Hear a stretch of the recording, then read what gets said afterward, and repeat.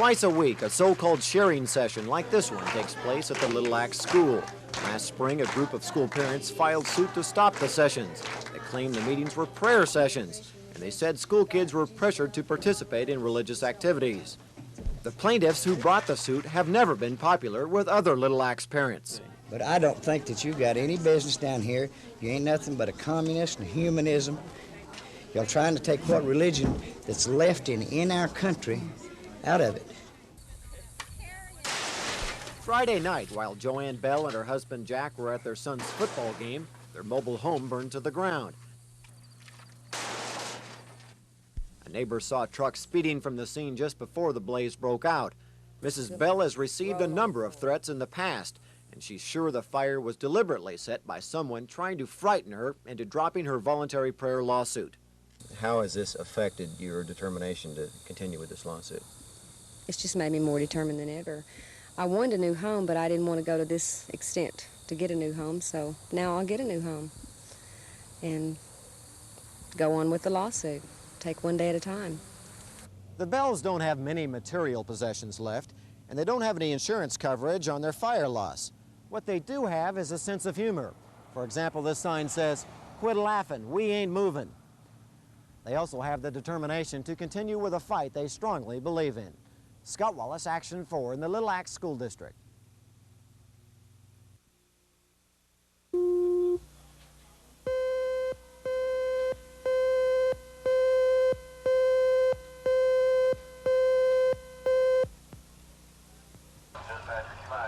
Unconfirmed reports from people at the scene say the man had been taking lessons on how to operate the ultralight glider. Took off under his own power from a field at 5th and North Council.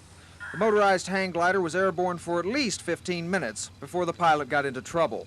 I was standing out in my front yard watching him, and I'd always been interested in the hang gliders, and so I watched him fly around in circles back over around the houses there, and then I saw him come back across the street here and make a couple of circles, and he turned it nose up, and that's when I knew he lost it, and he went straight down nose first in the ground.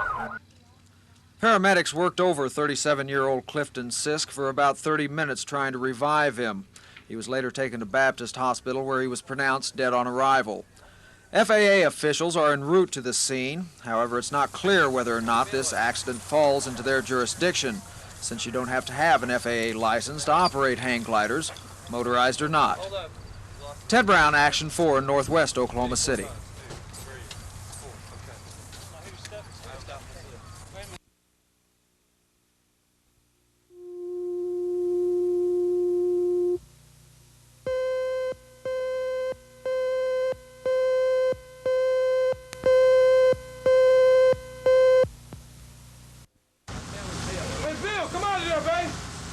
Four families were rousted out of their beds early this morning by concerned neighbors banging on their doors and yelling fire. A couple living in a neighboring apartment house had spotted the flames and ran over to alert them. All escaped the burning building safely, only to stand by and watch everything they owned burn. But despite the loss, the victims found something to be thankful for. I'm just glad me and my kids, when all of us got out, out of the house. I hate I lost everything. I lost everything, my car, furniture and everything, clothes and everything. But I got my kids out, and I thank God for that. The fire was definitely arson. The actual details will be released when the fire department completes their investigation. Tenants in the building seem to think it was started by two men who had recently moved out. The fire department had several problems putting out the fire. The age of the structure and the way it was built allowed the flames to spread easily. But the biggest problem was water. The first engine in laid a line in from 17th to McKinley, and the plug was dry. The second engine laid in and furnished that engine water for his lines, and that line didn't furnish enough pressure to work from. So the second engine laid another line, and then I called for one extra engine for additional water and manpower. Fire Chief Christian said if there had not been a problem with the water supply, the fire would never have grown as large as it did. Sherry Sellers, Action 4.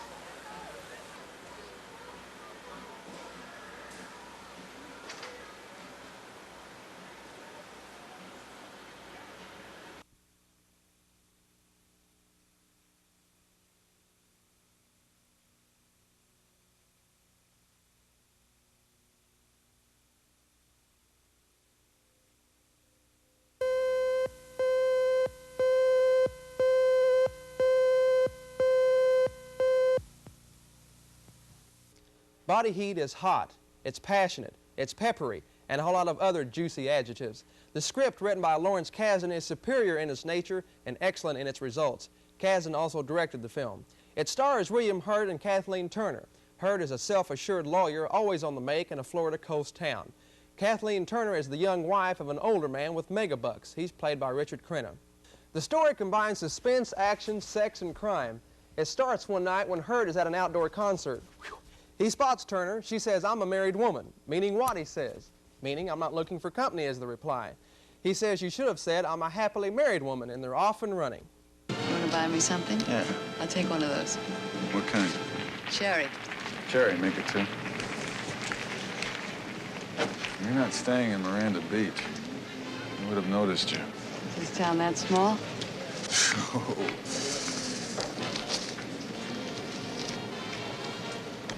Pine Haven? You're staying down in Pine Haven. On the waterway.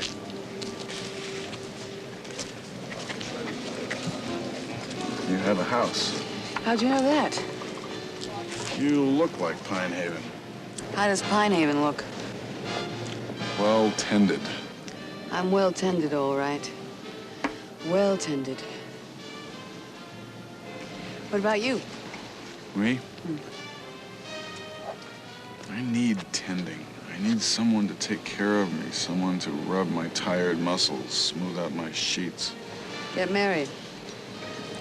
I just need it for tonight. Oh.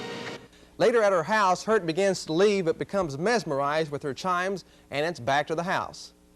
Okay. How convenient for Crenna to be out of town a lot.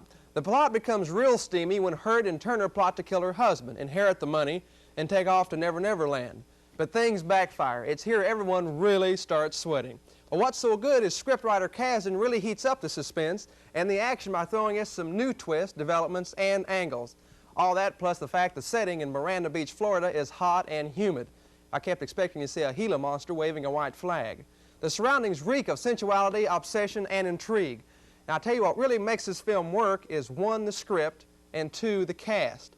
The musical score by John Barry is excellent. The other acting credits are good. Ted Danson is Hurt's lawyer friend looking into the murder, along with J.A. Preston portraying a detective. Body heat is titillating. It is good, and the ending packs quite a punch. Thank you. The movie is a real sizzler. Can I take the nasty plunge now?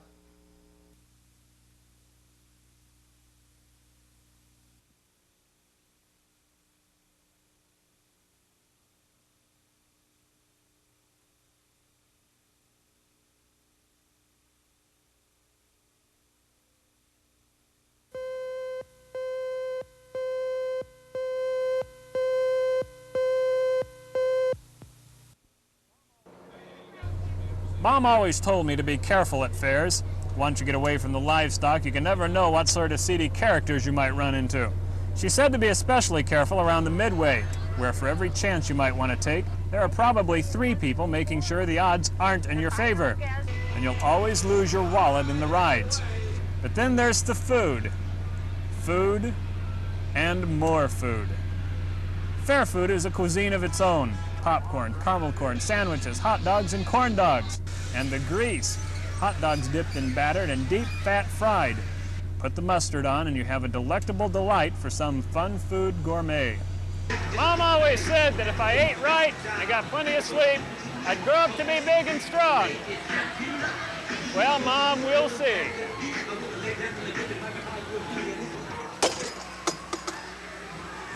Sorry, Mom. Charles Schnitzer, Action 4, the Oklahoma State Fair.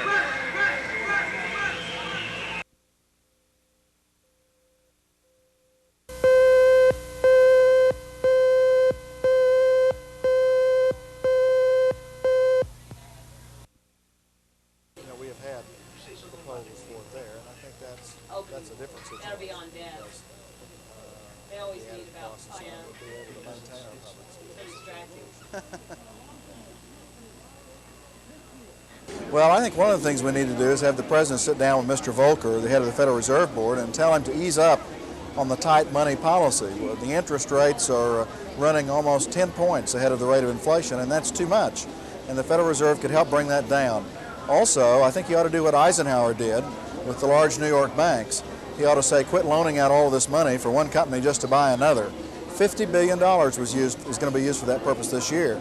And if the banks would voluntarily stop doing that, there'd be more money to loan to a young couple trying to buy a house, or that farmer that's got to meet that loan, or a small business person.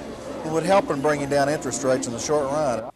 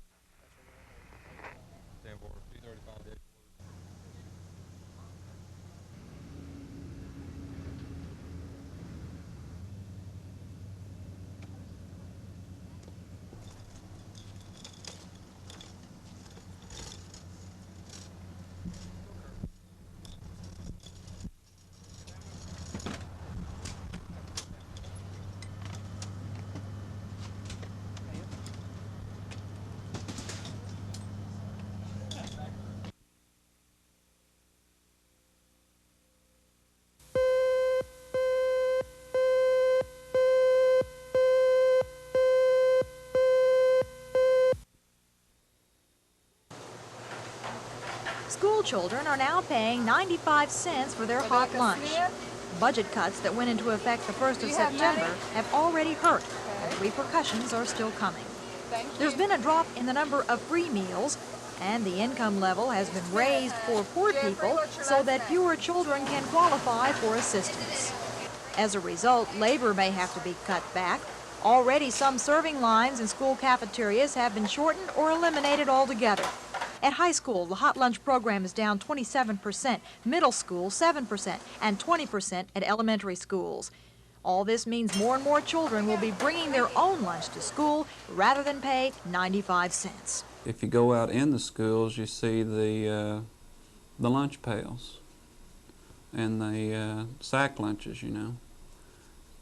And one thing about it is parents, I think, are going to find out is it's just as costly to fix a good sack lunch as it is to pay 95 cents for a hot school lunch. And our lunch is nutritionally balanced and that kind of thing too, where potato chips and Twinkies and a thermos of Kool-Aid aren't going to get the kid through the afternoon. What school officials are wondering now is if they'll get through the rest of the year. Come January, they'll have to reevaluate the school lunch program and see if the picture has changed. Bella Shaw, Action 4.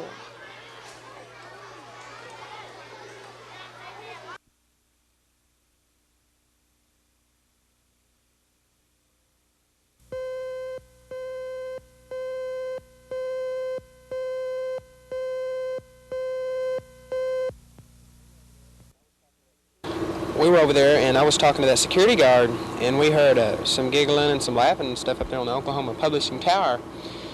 And I walked up that way. They were getting pretty loud, and we started walking up that way, and I went on ahead of him. And there was a blonde-haired girl about 5 feet tall and a brown-haired girl about 5 feet tall. And I'd seen them in Blanchard before, so I knew who they were. And I started talking to them, asking them what were they doing out this late, you know? Weren't they supposed to be at home? And they just said that their parents said it was okay for them to be up here. And I said, well, I think it'd be better if y'all went on home because it's a little late. And they said, well, we're not going to cause any trouble. And I said, okay. And they were with a carnival worker up here. She was a girl. She works at one of these stands. And then they were with a fairground guide or something. And they were up there drinking beer and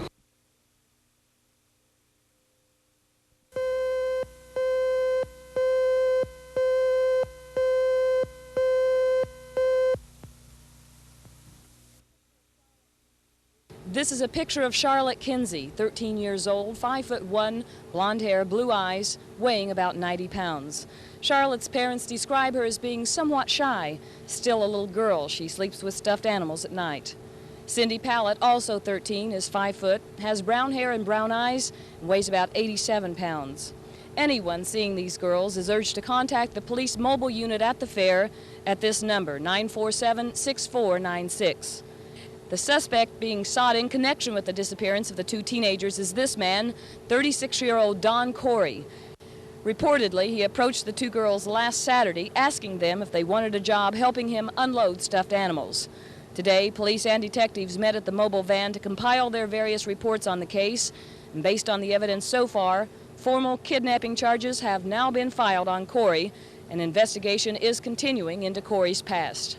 We're still in the process of running checks with his hometown in Sioux Falls, South Dakota. Also a small town in Texas, Plainto, Texas. And he have had some contact with officials in Dallas, Texas. I can confirm that he have been arrested in Sioux Falls, South Dakota for involvement with juveniles, yes. Edwards says that as a result of their extensive search on the fairgrounds, they don't think the girls are in the immediate vicinity. Now a nationwide alert has been issued for Corey's arrest, particularly with highway patrol units in nearby states.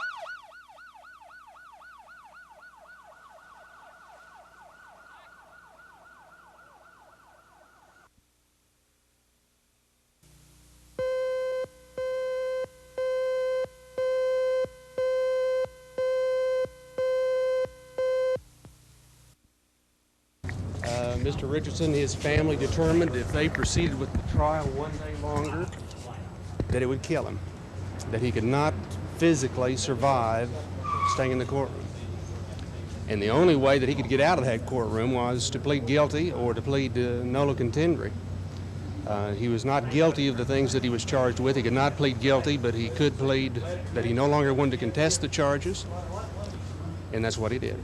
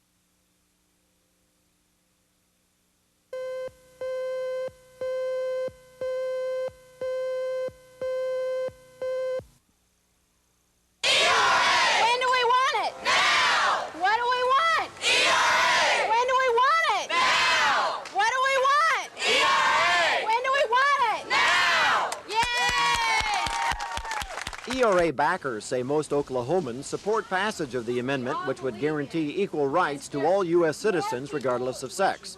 Their job now is to convince the state legislature to support ERA. So far, 35 states have passed the constitutional amendment. But unless at least 3 more states ratify the ERA by next summer, the amendment will die. Supporters say the Sooner State could have a pivotal role in the national ERA effort.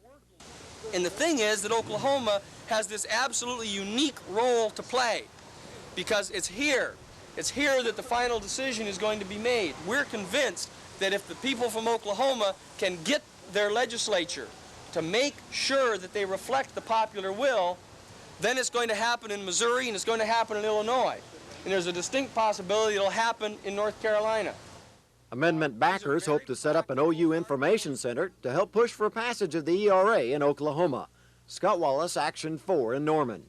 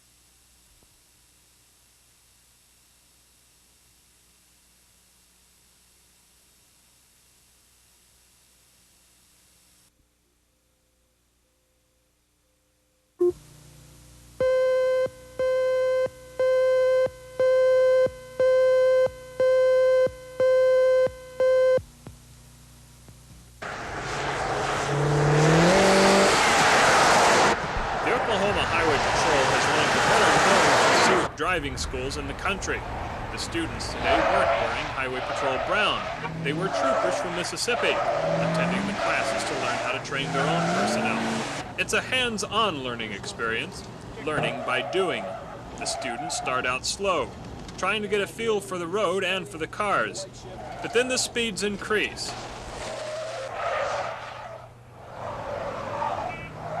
Speed is one of the differences in the Oklahoma program.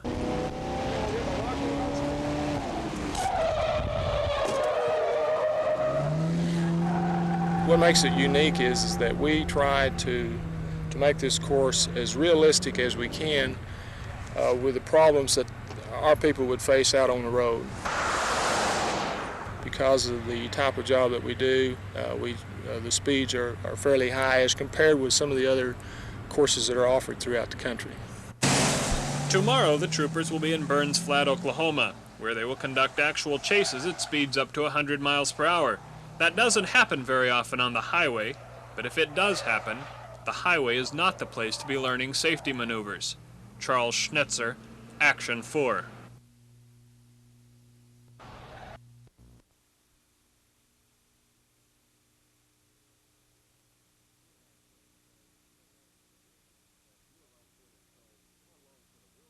A viewer writes in and says, how long can a will be contested after it's been filed for probate?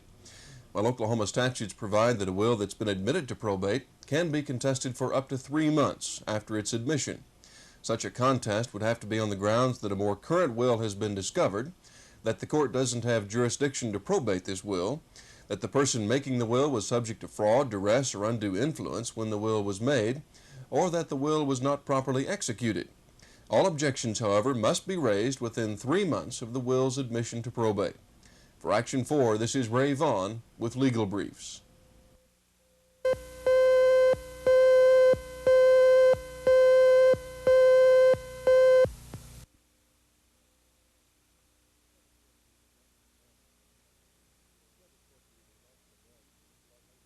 Said, of course, we lost Sadat, but I think the peace process, I think, in my opinion, it will continue because the Egyptians now, or the majority of them in Egypt, sure supported Sadat in that, and whoever comes or whoever become the president of Egypt, I think he will continue the same process. It's part now of the Egyptian policy. It was, I mean, the peace treaty between Egypt and Israel, it was between Egypt and Israel. It wasn't between Sadat and Begin.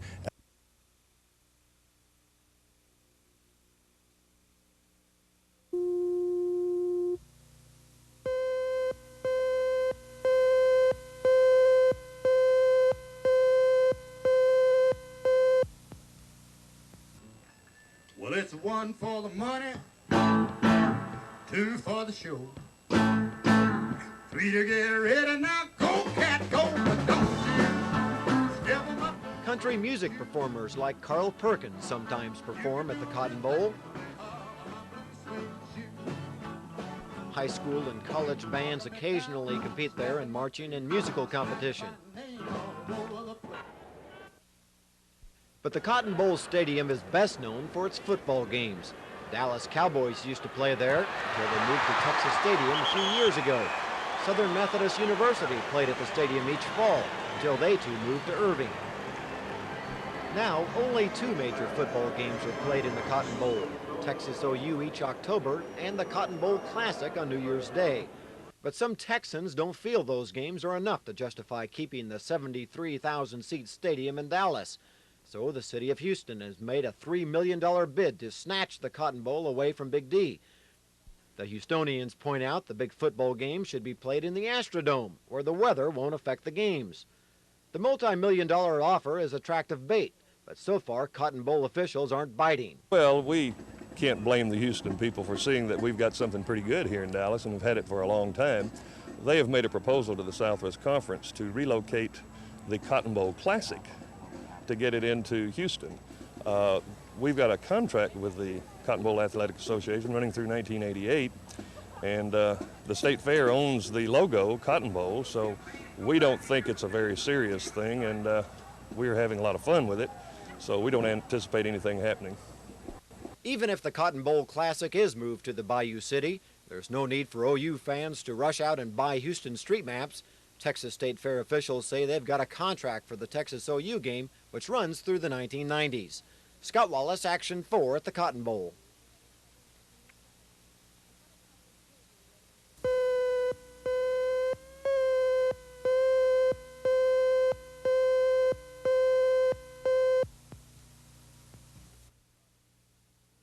President Anwar Sadat of Egypt was buried in Cairo this morning. The shaken Egyptian government provided tight security for visiting dignitaries, fearful that the unrest that led to Sadat's assassination could strike at the funeral. Under Sadat's leadership, Egypt experienced 10 years of unprecedented stability, a stability Egypt's allies would like to keep.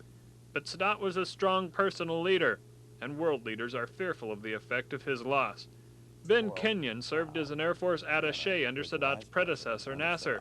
He said it would be hard to say what the Mideast would be like if Sadat had not been in power. Sadat was such a strong personality, and his influence was so wide that we don't know how many fires he put out before they got started. And without him, I think we're going to find out what kind and how many fires are going to start that wouldn't have started had he continued to live. Sadat opened the country and did away with many of the institutions that Nasser had held to, which restricted the expression of the ordinary individual in the street. But I think that it would be remiss to believe that anything that occurs is the result of a popular or a widespread popular held belief. Because of the freedom Sadat gave his people and because of his stance on Mideast peace, he was an outspoken and often controversial figure with other Arab leaders, but he still held a tremendous influence over them. Western leaders found encouragement in that influence. Some Arab leaders resented it. Now the entire world will have to wait and see how that influence is wielded until the untested commodities that will replace Sadat become known. Charles Schnitzer, Action 4.